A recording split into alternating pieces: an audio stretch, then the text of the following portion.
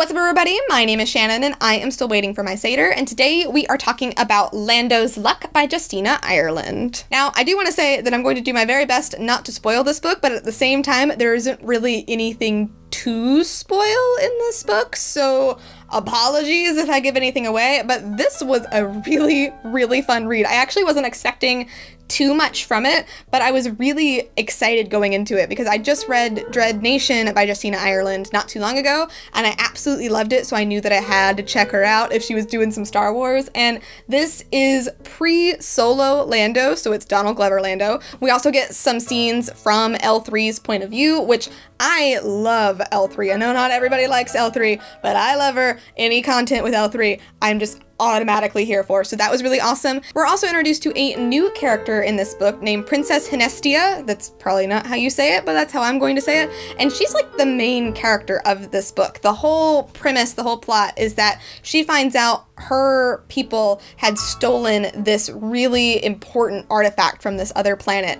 and without it, this planet is going to basically just completely crumble into nothing. And she takes it upon herself to restore it and to take that artifact back to where it's supposed to belong. She can't get any help like from her parents or anything like this because her mother is like not hearing it, doesn't matter, whatever. So she blackmails Lando into helping her. And this girl, she's like 13 years old, and she's like the sassiest Spitfire, most amazing girl I have ever seen. She really gives Lando a run for his money, and it's amazing. She also really hits it off with L3, and I think L3 really appreciates that. Overall, this is just an absolutely really fun book. It's really short. Like, I read it in one sitting. It took me a couple of hours, but I finished it in one sitting. I really couldn't put it down, so I would highly recommend picking it up if you haven't already. When it comes to what this book could mean for like the broader canon and all of that kind of stuff, it doesn't really have a whole lot to do with the bigger story. I mean, it takes place before the events of Solo. It's part of the Flight of the Falcon series, basically just kind of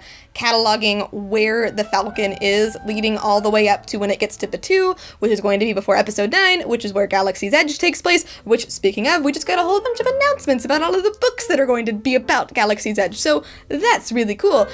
But because of that, you kind of know how this story is going to end because it's leading right up into Solo. I'm not sure how close to Solo it is, but you know, like, Lando's gonna eventually end up, you know, in that situation. The only thing really that would have some sort of consequences is that Bazine Natal is looking for the Millennium Falcon.